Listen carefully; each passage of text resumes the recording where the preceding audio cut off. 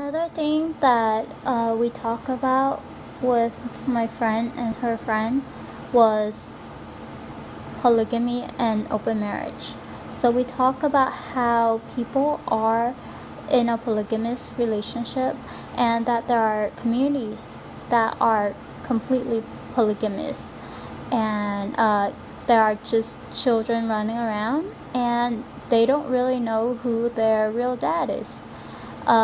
The same thing with open marriage is becoming a very big thing in marriage now. It's kind of like trending, that people who are in a legal marriage but then they give mutual consent to each other to have like other relationship, to be sexually involved with another person even.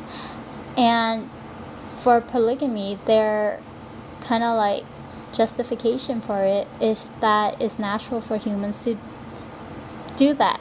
They say that people in monogamous relationship usually cheat on each other, and so that's because it goes against human nature, and so they're just doing what human nature wants them to do, to be involved with multiple people.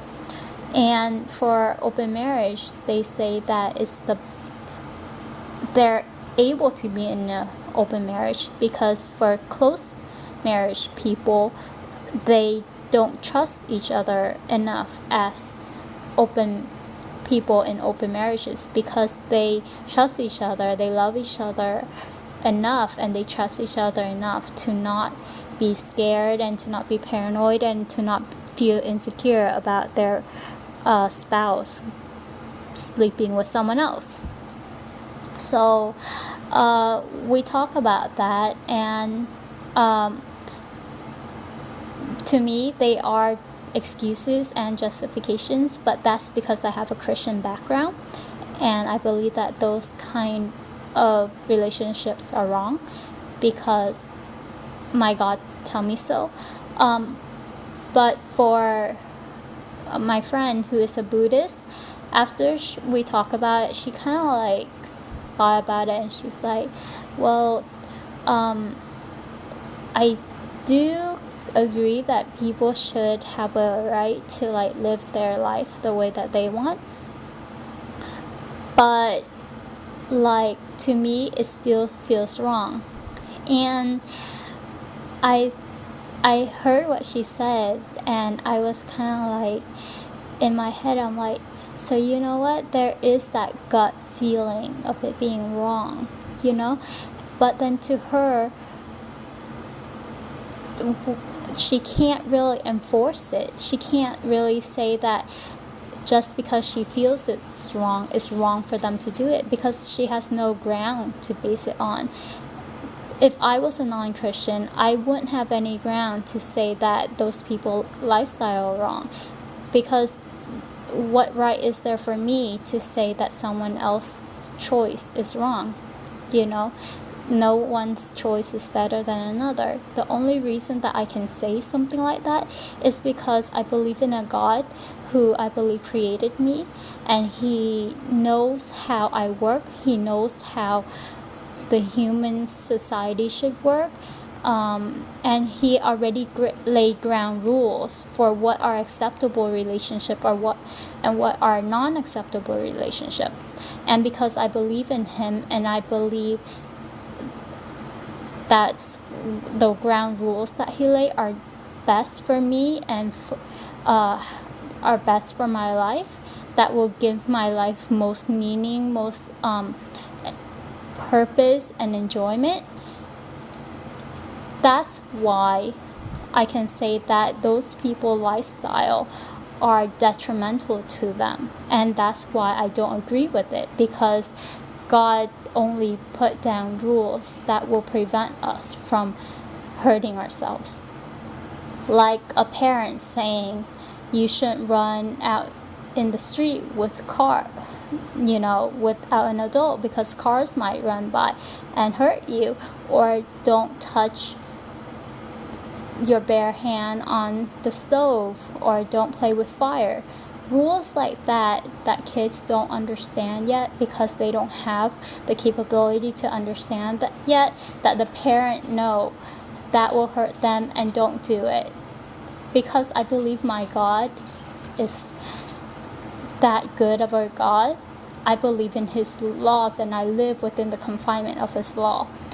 However, like without God, there's no way for me to say that my way of thinking is right versus yours.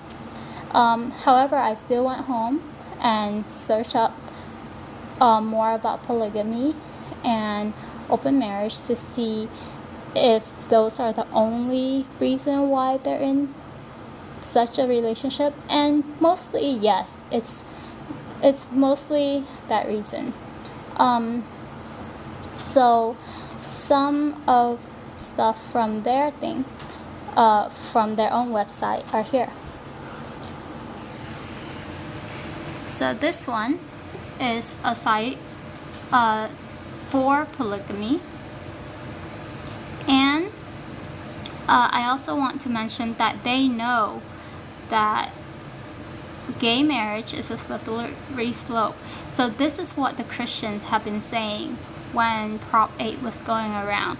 And that if we legalize it, then we have to legalize polygamy next. And it's actually being done. But I'll get to that in a bit later. So, their reasons to support polygamy is that we need to legalize polygamy too. Legalized polygamy in the United States is a constitutional, feminist, and sex-positive choice. It will actually protect, empower, and strengthen women, children, and family.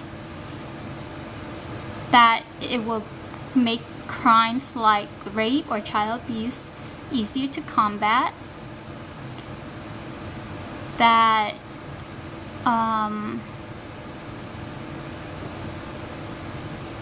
right here, that is the constitutional freedom of religious expression, because most polygamous people are in a religion that tell them to do that, I guess. Right here, like Muslim polygamy.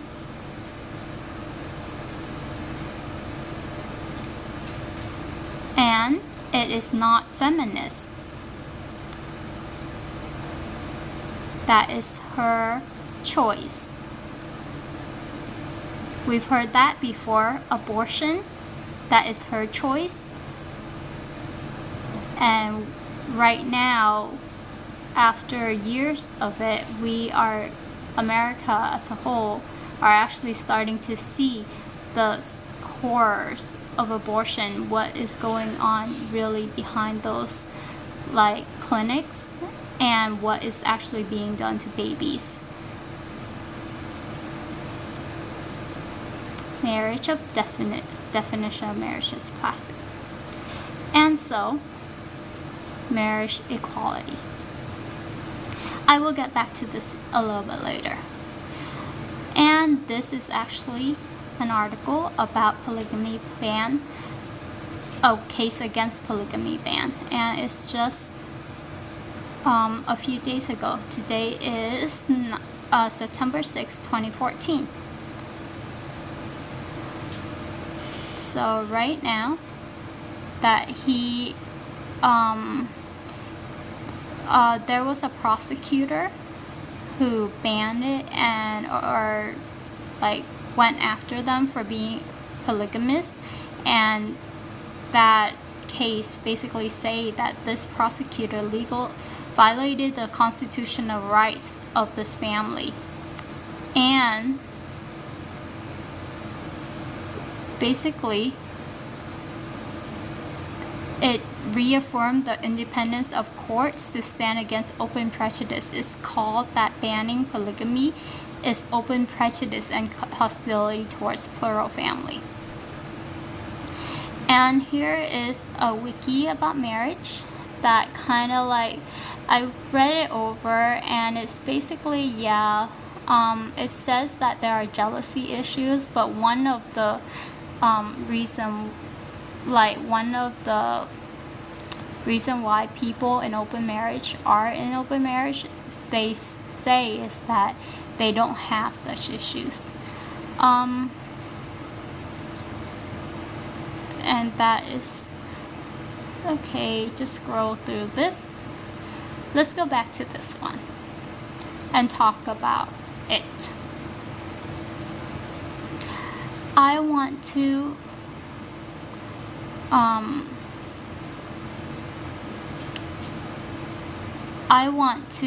do this feminist ground.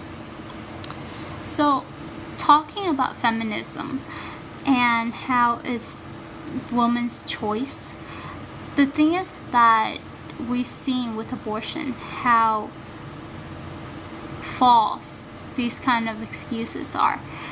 Yeah, it's the woman with abortion, it's the woman's body, but can a woman make that her heart beat? Who is keeping her heart beating? Who is keeping that baby's heart beating? And if it's just an organ in the woman's body, right? Some women, they die and the baby survives. So you would never see an actual organ surviving after a host is dead. But a baby can be born and the mother be dead and still live. So how is it an organ? Like, there are so many things that they say in the term of woman's choice, feminist right, that are only said to support their claim so that they can get what they want. However, the question is, on what ground are we allowed to make those choices? And it's a question of freedom. When does our freedom stop? Up until when is freedom allowed? And what is freedom? Same thing here. Definition of marriage is plastic. It's true. Without a God, definition of marriage, it changes with time and with government and with society. However, with a God, with a universal truth, one who created marriage and is behind it, this definition of marriage is not just something made up. It has grounds. So then they said, what is correct? Without God, there is no correct. It become a question of equality, like what they say.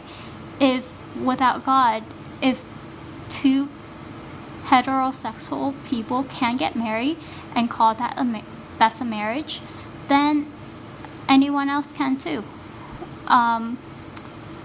Age shouldn't be a matter.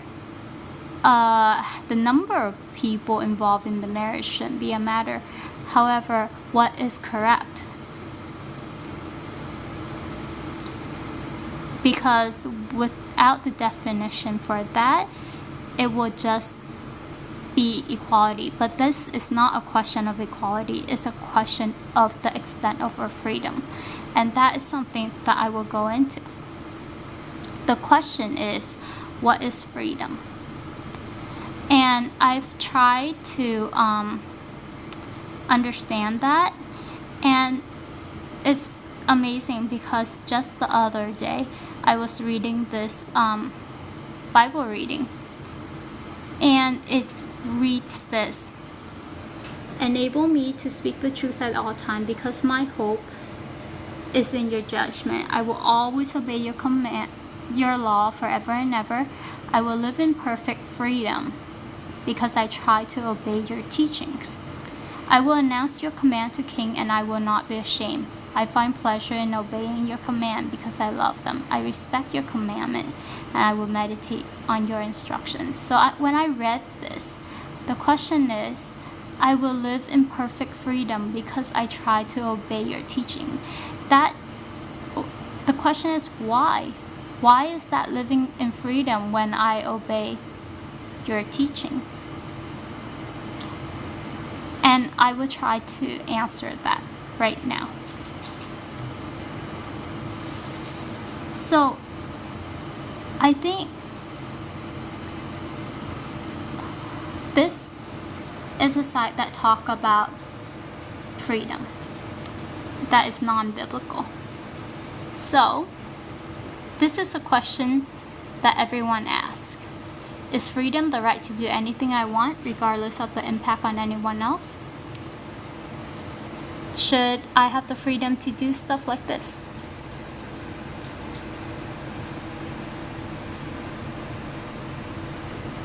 Kill someone? Break into your house and steal your money? His answer is that there is a point of reference, property right. That enforcement of property right is the foundation of justice, and justice is a prerequisite for freedom. He also said that basically property, people all understand property. So your body is your property, mine is property, etc., etc., and you can't violate someone else. So, and then the foundation of justice, based on the protection of property. Okay? And then his conclusion is that this is the only definition of freedom in which ensure every individual can attain. So, my body is my property, then I can smoke marijuana. And it depends on who owns the road. Can I drive 150 kilometers per hour? And that, but then I can't smoke it in your house because your house is your property, and so I'm violating it because I'm violating justice. And that taxation, money is your property. However, that's funny because how do you know it's your property? You know, he explained it above, but some people can say that your money is the part of the government too. So that's what he thinks, that freedom is the ability to 100% control their own property.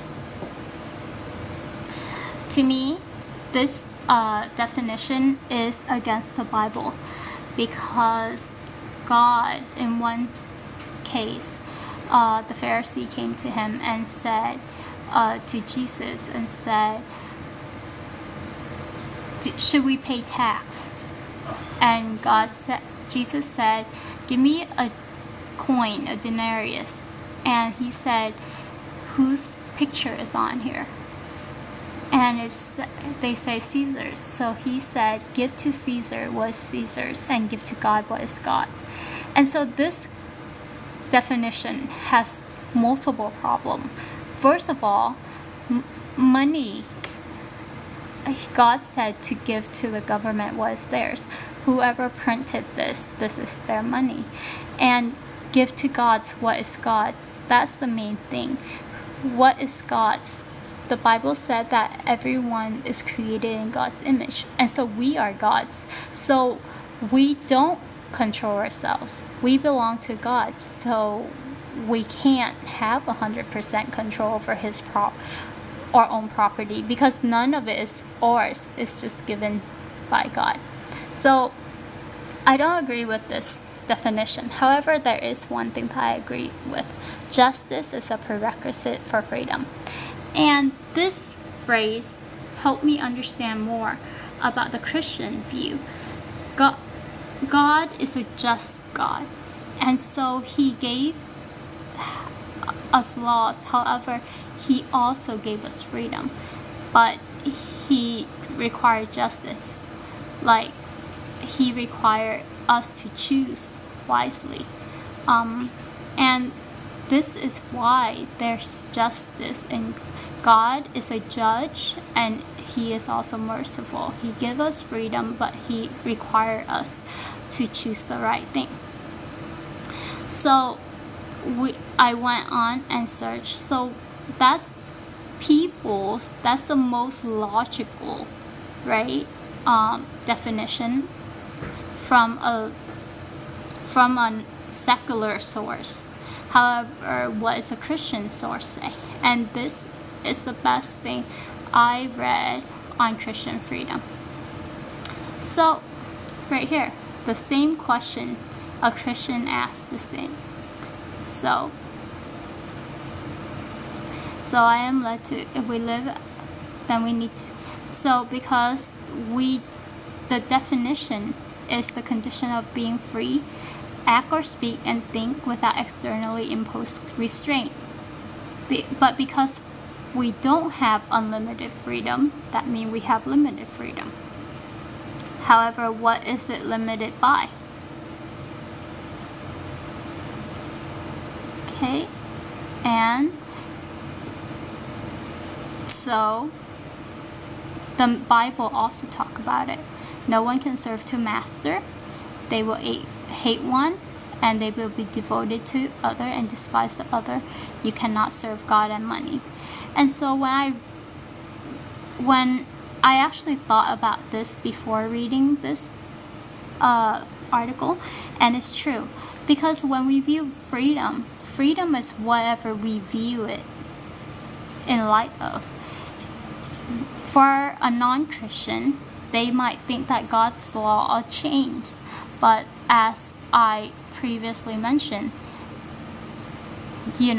like God's law are there for our good, but however, if they don't accept that and they feel that it's changed, then their definition of freedom will be what the definition in Webster or in the dictionary said, without any externally imposed restraint. However, according to the Christian view, that is actually bondage to sin. If we just think that all of our actions are influenced by a spiritual force beyond our control, that we are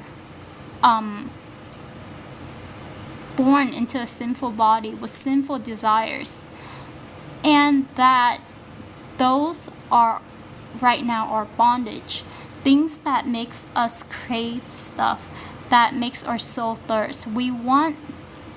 There's a void inside of us that we want to fill. We want happiness. We want things that will make us feel good, and so we search for it. And we want freedom to be able to search for that happiness, that thing that will fulfill us. However, why are we searching? Is it because we're in bondage to it?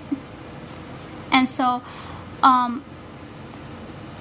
the ability to do anything we want might just be kind of like a drug addict really, really desperately wanting the drug he's under, and even wanting to kill to get it, or wanting to steal to get to his drug.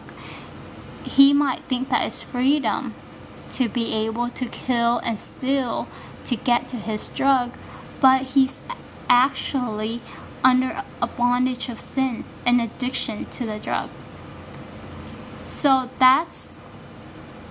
what people view freedom, is it actually freedom?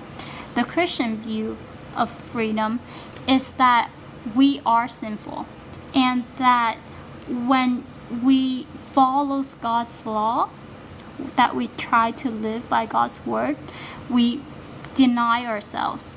We have to go against our fleshly desire and go against our worldly need. We want to sin like that. Or let's talk about adultery. We see a person and we're attracted by them. We want, our marriage is hard, and so we want to get away from our marriage and go after that person and satisfy our immediate need for attention or whatever. However, that's a fleshly need, and because we follow God, we say no to that, and we are just basically breaking the chain of the enemy on our things. So if we feel like we are already in chain and being able to follow God, we are breaking those chains, we are becoming more free. And so that is the Christian view of freedom, or that's my view of why following God is freedom. So the question is, why do we want pleasure? And what is our soul thirsting for? Those are signs to me that we are in bondage to something, and God is the kind of like the prize. When we follow His word, it's kind of like we're picking the lock, and we are just breaking the chain one by one and becoming completely free. And that's what my understanding of it is up to this point, but this article is much more. And so I'll continue with this. And so he talked about to master the same thing. If we know that we are just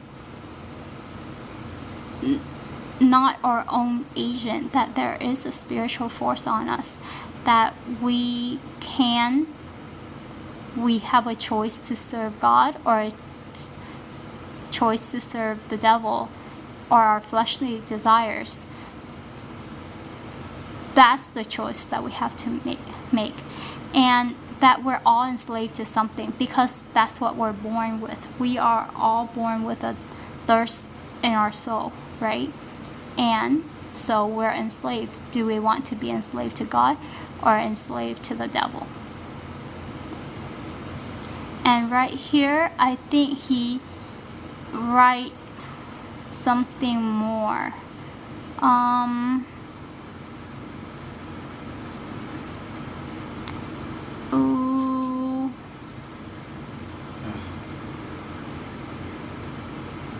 No.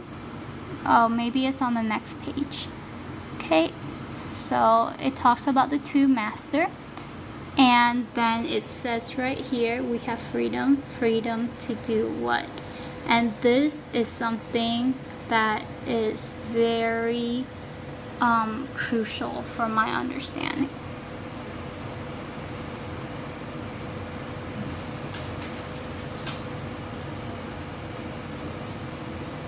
So right here, because our faith in Jesus Christ, we have been set free from slavery to sin. And bigger than that, free means free. Freedom to choose our master. That is the ultimate freedom. We can be free to choose to sin or choose not to sin. And he gave this example. There's this old story that Abraham went down to the slave block to buy a slave girl. And she asked if she was really free. And so on and so forth. And finally the girl said, "Then I will stay with you and serve you till I die." In the Bible, there is a similar phrase that there are slavery is mentioned in the Bible if you are in debt. However, after 7 years, there will be a release, and all debt will be paid.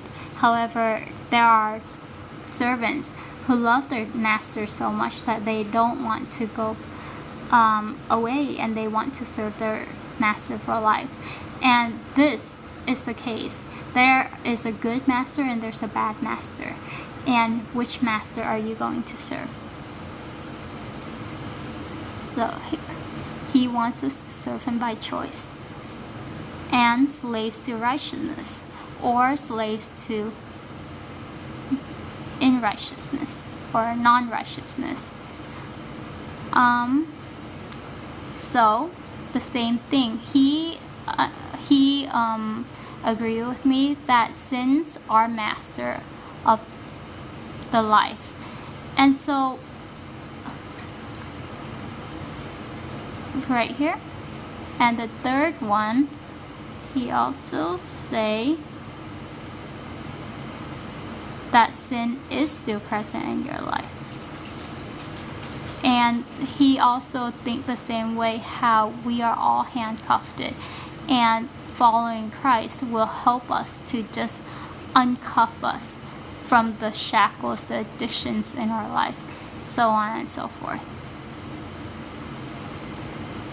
That when there are sinful choices that we make that will harm us and hurt us, and the same way God put laws there to not do certain things because it's not good for us, because he created us and he knows how we work.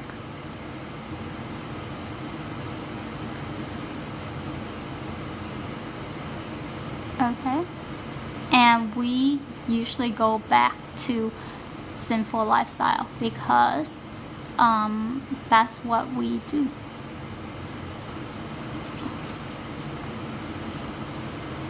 Because we like the comfort of the shackles that once held us prisoners.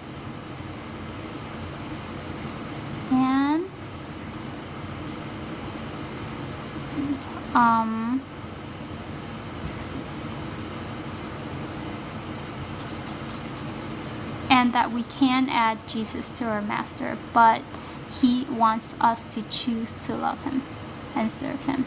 Okay? And reiterate that again. Okay? And the ultimate thing is that God loves us. And in a love relationship, he doesn't tolerate other people coming into the relationship. And because he loves us so much, he also wants us to love him as much. That's the best compliment you can give someone, is when you say, I love you so much, I want to spend my whole life only with you. And because God created this relationship and he knows how it feels to be so loved deeply, and to love so deeply, and to want no other hindrance in the relationship, that's why he created laws for the marriage relationship, because he modeled his love relationship after that. We are able to understand his love relationship because, or we are able to understand marriage because we are able to understand God's love for us because we see and we experience how it is to be in love. And like this website stated, that jealousy issues does arise even in open marriage relationship. They are just saying that as an excuse to just, be able to be in it. Maybe some marriages work, but I'm kind of skeptical to see if they are strong as how strong they are compared to a close marriage relationship. When the storms hit, when issues arise, do people in open marriage actually stick it through, and stick with that one person, or will they leave? That's something I don't know, and that's something I'm curious about. But to me, I have a tendency to say that it's probably not as strong as some two people who are together and who are committed to each other as if they're one body. So in conclusion, I the whole question of should we legalize gay marriage, polygamy, open marriage, are all marriage equal, and are all lifestyle equal? It's actually come down to what is choice, how much choice we have, and are all choices good? Are all choices correct? What's the definition of correct? And it also, all of that hinges on the definition of freedom. And in short, a reasonable view, a reasonable secular view of freedom is the ability to 100% control your property. And whatever you make, whatever you buy, whatever is yours is your property. That begs the question, is another person your property? And probably the answer to that is no, they're their own property, so that will be ground for open marriage. However, the Christian view is that we are not our own agent. We belong to God. And so our freedom, the ultimate freedom, is the ability to choose who we serve. That there is a spiritual force greater than us, that we are not controlling our own selves, but we are acting either under the inspiration of God or of the devil. We are slaves to either God or the devil. We are slaves to our own fleshly desire, or we are slaves to committing righteousness. When we are slaves to our own desire and physical need, we will use the word freedom to be able to get what we want, to do anything we can to get what we want and to attain it, like a drug addict. However, if we are slaves to righteousness, we will do everything we can to break free of such fleshly desire and to follow God, a good master, and who set boundary and who knows what's best for our lives. And he set boundaries for us, good boundaries that we should stay in. To me, that, because of my knowledge of God and of how he is a good master, I know that such other alternative lifestyle is not beneficial in the long run for my well-being. And I also don't want other people involved in it. But in all, like, it really doesn't matter to me how they live before they know God. What matters most to me is that they know that he is a good God and that he wants them. He loves each and every one of them desperately. He hates their sin, but he doesn't hate the sinner. And I wish that everyone will come to choose God, and when they choose him to be their master and give themselves totally to him, he will start changing their lifestyle. He will start changing their thought, their habit, and their lifestyle. So I don't really care about changing people's lifestyle first, because that's not going to do anything. They'll want to go back to their own sinfulness. It has to start with God. They have to choose their master first. That is the freedom, the ultimate freedom that every one of us is given, and that we should choose who our master first, and our master will then dictate how we live our life and what we should do with our time and our lifestyle choices. Just something extra, I was also curious on the foundation of the United States, and I saw this site, which is really interesting. I haven't looked up these references yet, but it coincides with what I've heard and read in the past. So I'm like leaning towards to believe it. And so right here, it says right here that they have explored the unknown God. God, idols that have bowed down to, that have eyes which see not, ears that hear not, and heart that are like millstone. And today we have restored the sovereign, to whom we all alone all men ought to be obedient.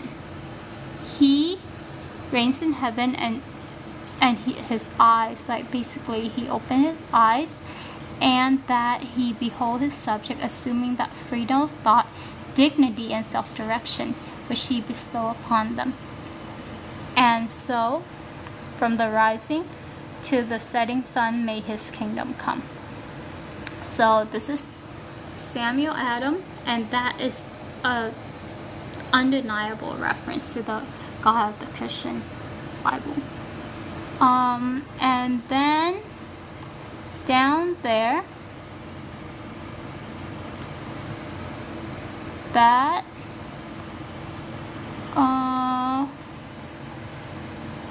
right here,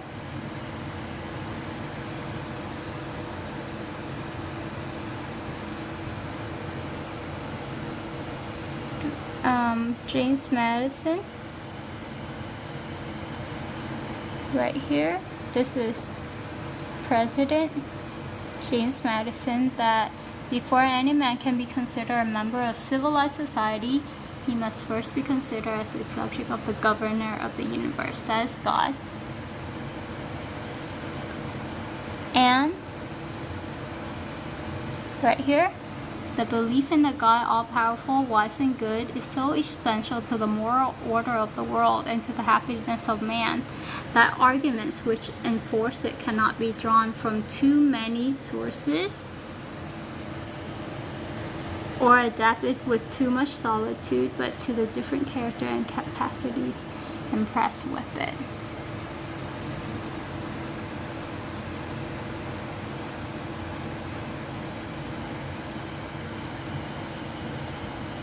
Right here, neither the wisest, this is Samuel Adam, he wrote this, that sounds real, that I agree with. Neither the wisest constitution nor the wisest law will secure the liberty and happiness of people whose manners are universally corrupt. So righteousness is, needed for securing liberty, freedom, and happiness.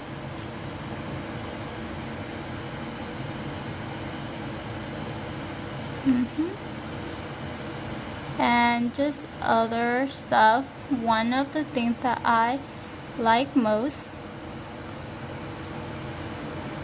is right here. Only a virtuous people are capable of freedom. As nations become corrupt and vicious, they have more need of master, which is basically makes a lot of sense. And it continues, the worship of God is a duty. Freedom is not a gift bestowed upon us by other men, but a right that belongs to us by the law of God and nature. I never doubted the existence of the deity, that he made the world and governed it by his providence. The pleasure of this world are rather from God's goodness than our own merit. And right here, whoever shall introduce into the public affair the principles essential of Christianity will change the face of the world. Rebellion to tyrant is obedience to God. Benjamin Franklin. Yep. And so there's other, but basically I follow this link to Benjamin Franklin, and I really like this statement of his, that when people are corrupt and vicious, they have more need of master. I actually think because they have more master of their own fleshly sin, that they become corrupt and vicious, and it's a vicious cycle. And because God said that He is a righteous God, we only need Him, and we can break free the chain of other masters that we are bound to since birth. And then there is also this one that I won't go into.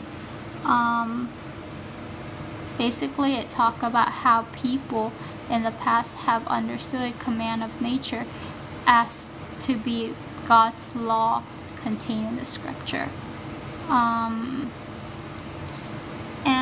yeah, it's just a good reference. But basically, I read those, and I do believe that America was founded on the laws of the Bible. The thing is that they were men, and so they had shortcoming, and they didn't see far enough to make it more like a part of the government. And basically, people took certain parts that they like the pursuit of happiness and liberty and freedom to equality to all. That's why they kind of like those phrases, and they took it out of context, and they basically throw away the law of God, which is the foundation, which is the requirement of being able to have such liberty.